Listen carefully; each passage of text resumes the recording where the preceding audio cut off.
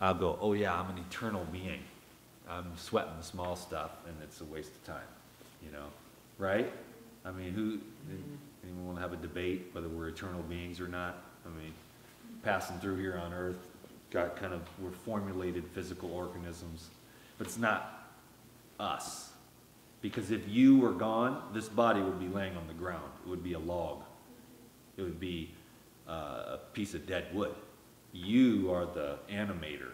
You are the divine light that animates the, your brain is the formulator of this thing. This is the whole key. This is the castle. This is the crown. This thing up here. What are you putting into it? What are you observing? Are you watching the news, or are you reading your Bible? You know what I mean? It's going to make a big difference. And this thing up here is a little unruly, but to master the mind. Oh, to master the mind. Then you are going to do what you're going to do. And that's our job today, is to begin the process of mastering the mind. Bringing it back time and time again, placing it upon that which we know for ourselves is propitious and beneficial. We can be pissed off at our neighbor for cutting our, lawn or whatever, or we can just bring it back to understanding, compassion, focus. Making a paradigm shift. Making a paradigm shift. Where do you want to go? Yeah. What do you want to do? What do you want to do in the next 3 months? Be healthy. Healthier. You want to get healthier. Like that would be the number one thing. If God said you can have anything you want in the next 3 months, and you would take this point, you would take this castle, this crown, this machine, this paintbrush, and you would etch, I am healthy. I am making healthy decisions.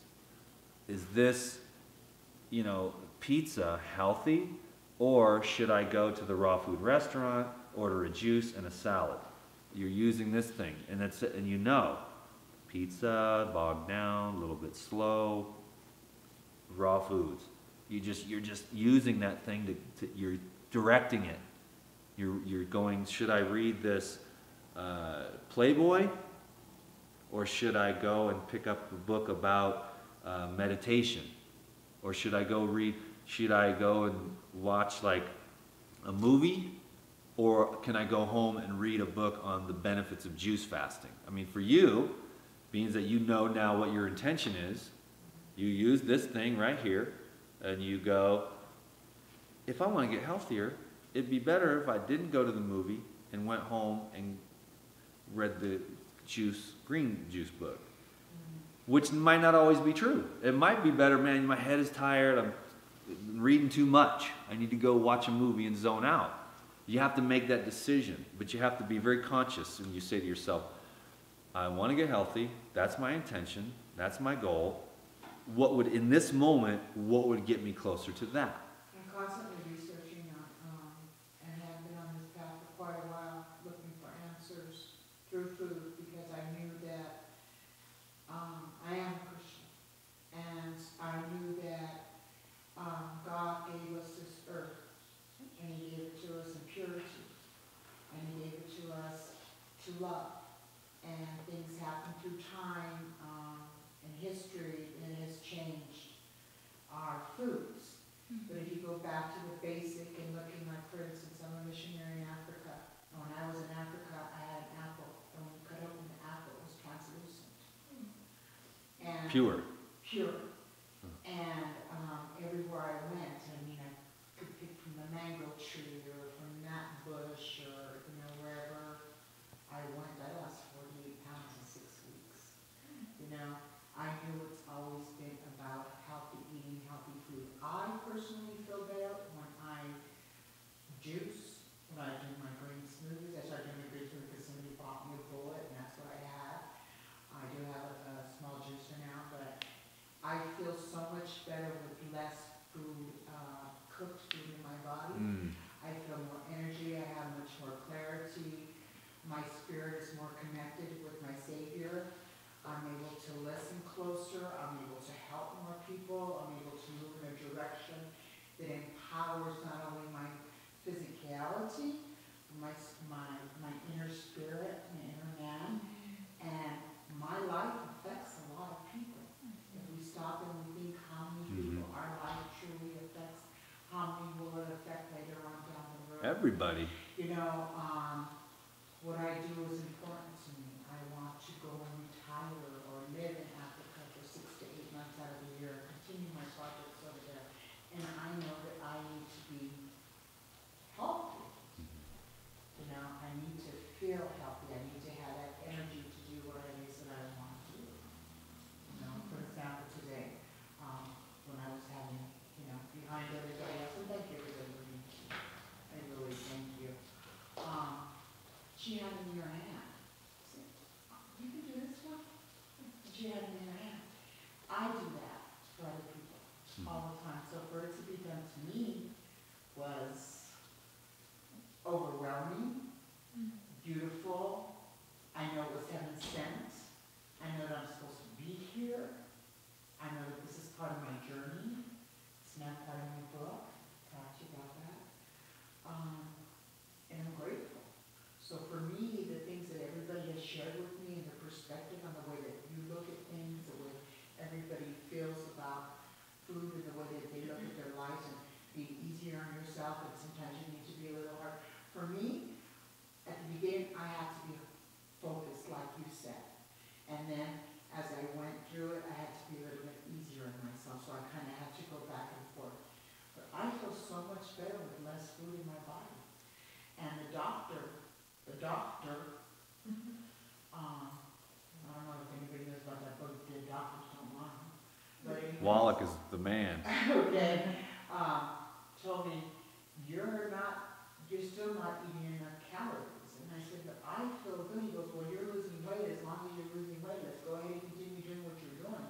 But at the beginning, he was like, I want you to have 2,100 calories. And I'm like, do you know how much fruit I would have to eat for, you know, greens and fruit to make that amount of calories? Really? You know, but I feel so much better now. Me too. It changes everything. I do not like overeating. It changes everything. Being stuffed all the time. You need 2/3 full, move on, you know? I mean, we are light beings. I mean, eventually the protoplasm needs to eat, but this whole thing with eat is way overplayed, in my opinion. And I grew up in a family where food was like, God. we have to have more than enough, you know? More, especially if you're already gathering, you know? Better have too much than not enough. I like that too, usually from my guests and stuff, because I know I'm just gonna have a watermelon. I like to keep everybody stocked up, more than enough. So abundance is good, but excess is excessive. I think I have a couple more things here to talk about, and then, but I hope that with all the research, I hope that the implementation, has that been a sticking point, or have you been able to really implement some, most, all of it? No, I implemented it. I'm Yeah. the one who went to the doctors with the answers. I'm the one who said, okay, you're saying my lymphatic system's not working. I'm not assimilating food. I can only eat every 3 to 4 days. And then by then I'm in starvation mode, so then I'm gaining weight.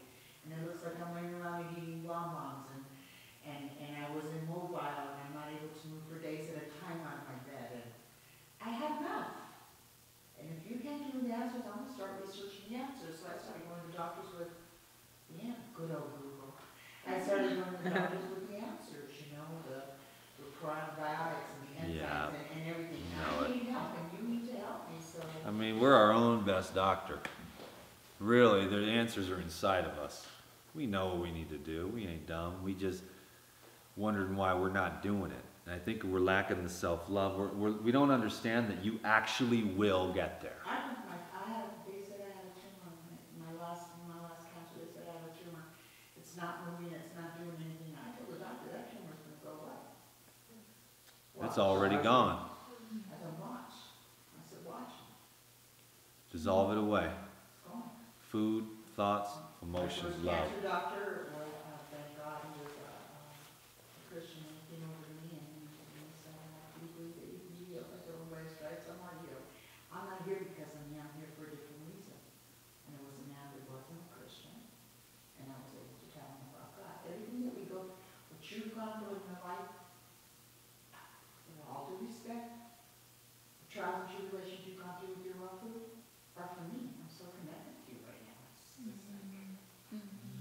food. I've done some crazy stuff. I wish I could tell those stories. I bet you the lady, I said, give me a 12-egg omelet. She's like, haha, you're funny. I was like, lady, just bring me the 12-egg omelet, you know? And that was in the middle of my raw food career. Like, you know, you just trip. You go too far without doing what Sophia does and being gentle. And you have what I call the snapback effect. And then after I ordered one 12-egg omelet with extra vegetables, I said, can you bring me another one of those? She's like, you know, she thought I was kidding again. She said, you know, but I said, lady, just bring me the 24 eggs in one sitting kind of thing, you know. But those are the kinds of stories where, you know, and I've, you know, driving back and forth, we were talking earlier, driving back and forth to the Thai restaurant. You don't really want the wraps, you want the peanut sauce. But you don't want the peanut sauce because every time you eat it, you get acne the next few days, you know what I mean? So you drive in front of the Thai food restaurant with Krista, poor girl, you know, and then Sophia. No, but I mean, Krista used to, you know exactly what I'm talking about. Like, I'm trying to stay raw, but you know, you want that what you want. It's just, but you know that you're split, and you can drive. I don't know if anyone's ever driven back and forth in front of a restaurant, trying to stay healthy and do the right thing, but also wanting to go in there and just get it over with. You know. So you can just get on with the regret, so you can start over again tomorrow. You know? Chipotle? Ooh, you like the tacos? The hot sauce and the guacamole. Oh, yeah. We should have a tacos tonight or something. Pan pizza, Pizza Hut. That's your. That's my weakness forever. Pan pizza from Pizza I don't Hut. even. I never even liked it. I don't know why he does. I was like, We'll have to do that as part of the healing circle. What's your drug of choice I think, for the food? we should. I think What is that's it? Good. I think we should. I think that's good. Just for, before we start out, what's your food drug of choice? Mine was well, I had two. Mine was pancakes from IHOP, and just hella butter, and a whole bottle of syrup, and then it'd be you know how after pancakes, how you're just stoned from Coma. pancakes, yeah. Yeah. And the other one was Reese's peanut butter heroin shots. 16, 20, 24. 24 Reese's peanut butter cups one time. Yeah, Wow. dude, I was so stoned. It was so cool. Oh, that much sugar in your blood at one time. It's just, anyways, it's an emotional thing. What's left? Displacement. That's perfect. We're moving. Displacement meaning, you know, if you are full of bananas and salad, you're not going to go to the Burger King. You know what I mean? So what you do is you don't, this is the key. You don't say, okay, I'm not going to Burger King. I'm not going to Burger King, you bad person, you. You say, okay, bro, you can go to Burger King, but just eat your salad first. Right. 50% of the time, it's the chocolate chip cookie analogy. You never tell yourself, you don't get no more chocolate chip cookies for you, fatty, you know, or whatever, because then the little kid's going to go, it's going to want the chocolate chip cookies 5 times as much. What happens to the little kid inside of you? And I can't have that. Ooh, I can't? It's forbidden? That means every bite means so much more.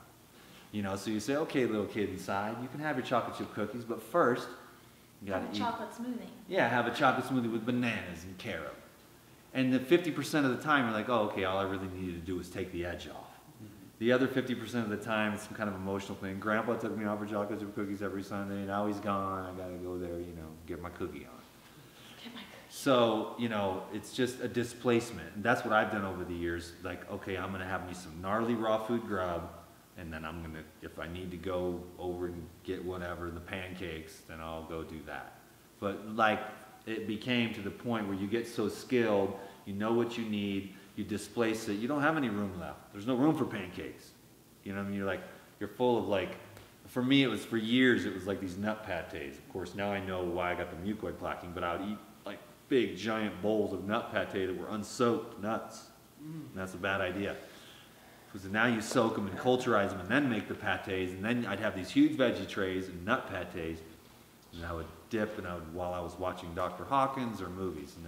But you can't do that. That's unconscious eating. Gabriel Cousens wrote Conscious Eating. I should write a book, Unconscious Eating. So you got to pay attention when you're eating it. That way you eat a lot less. That's a key that everyone should remember. Is what I'm trying to do more and more. A couple times a week, we'll make a big salad, turn on the boob tube, throw a movie in, and zonk out. You end up eating twice as much salad as you would, right? And you don't digest it as well.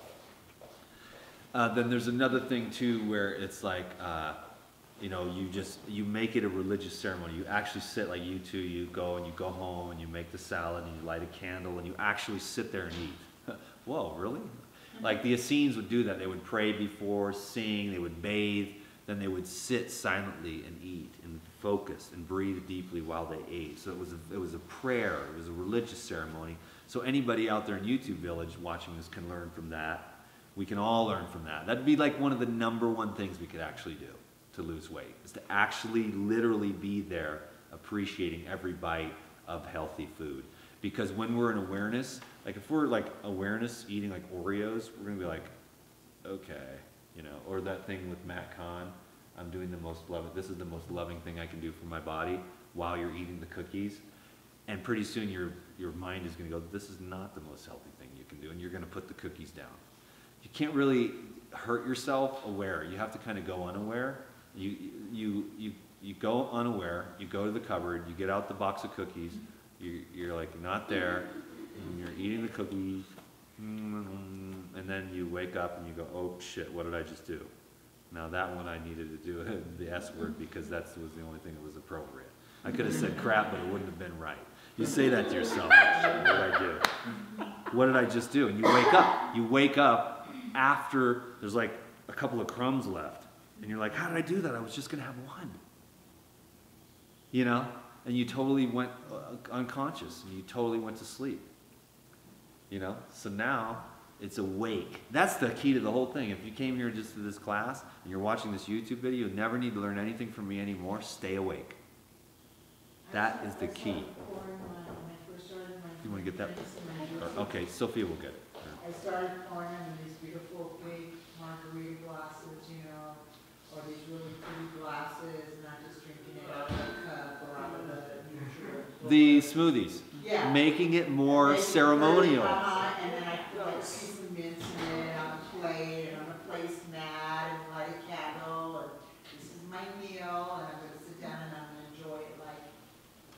Everybody, this is our friend Tim. Hey, Tim. He's joining us. Tim is here to lose weight. No, I'm just kidding.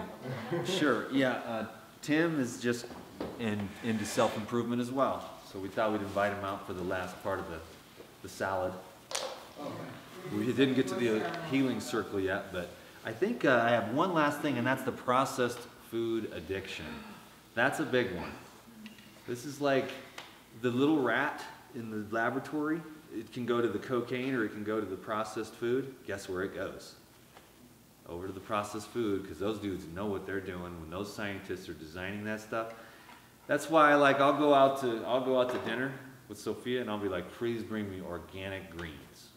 That's what I'll use, the lettuce, because I know the chili peppers, they got the anti-caking something in there, and they all got the restaurant food, the way they order it, the manufacturers and the distributors, it's all chemical laden, processed, preserved additives for mental, neuronal, you know, stimulation, addiction.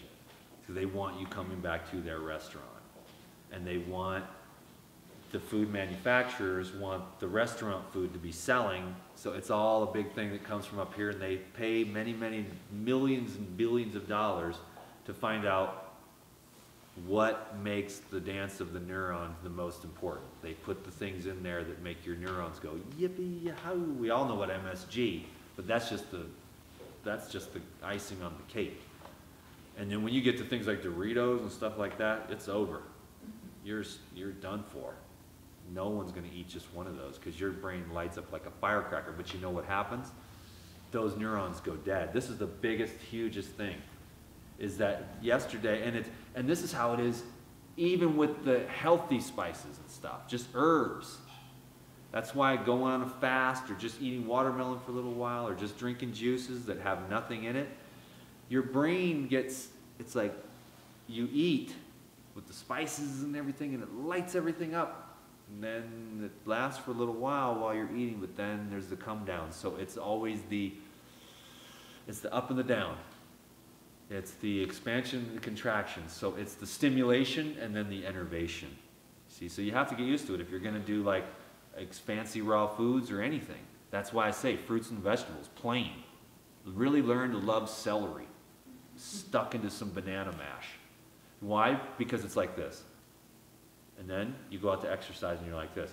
Well, if you have the whole thing from, you go to the raw food restaurant, hopefully there's no chefs, but their food isn't even that good either. They need to hire me and I'll go in there and show you how it's done. If you're gonna do it, Not do it all right. places aren't good. Olak is really good. Olak is good. But I mean, sometimes it's kind of bland, but if you're gonna do it, but the thing is, if you're gonna go for health, and you can go in and out of phases, but the best thing to do to really stay on an even keel is to eat simple, plain foods. To learn how to do that. That's just me being a teacher of the truth. And then there's Dan the chef, who loves to see everybody so excited and say, wow, this is the best raw food I've ever had. So there's a balance there for me too, because people love to eat. So you might need to go in phases, like, okay, you're maybe 100 pounds overweight or whatever. You need to do something a little different for a while. And then once you've lost the weight, you can have those memories of the plain. You can have your plain little smoothie. You can have your plain little carrot sticks. And then you can have a little bit more fancy. But if you're always strung out on that up and then down, up and then down, you get kind of strung out. So then you really want to take some time to really just, can I just live off watermelon? Can I just eat some bananas? Can I just have, apple celery juice? There's no up and down with the celery juice. It's more of a, oh, this is very pleasant, nourishing. The apple is sweet, the celery's got the salt, and it's nourishing, and you feel satisfied on a deep, deep level. Then there's that other level that's like, where it's like, wow, this has got so much flavor, dude. Like what we had today, that was right there in the middle. Not too much, but enough to make it delicious, but not overly like to where it's going to become like a drug habit. You know what I mean? So those types of foods like the pate we had for snack, that's a good balance there between, when you go out to the restaurants, I mean, they've got a lot of flavors in there, and you end up mixing a lot of stuff, and that can keep you kind of addicted. So with the processed food addiction, it's a step-by-step thing, It's actually, I mean, I like cold turkey style, like if you're I'm just gonna smoke one bong hit a day. Well, 3 days later, you're back to a 20 sack again, you know what I mean? But you can't really do it. Because this is my theory. And this is what I've noticed with myself. It may be different for others. And I do know, some people can just eat, one bite of a chocolate chip cookie or one chocolate chip cookie, or they can just have one glass of wine. I don't know. It probably is just me. So you could learn from my experience, same thing. There's no one glass of wine. It's a bottle, and you're kind of drunk now, Or one chocolate chip cookie, well, a couple more, until you're kind of like full and like a little bit stoned on sugar. But for me, if I give it an inch, it takes a mile. It always does.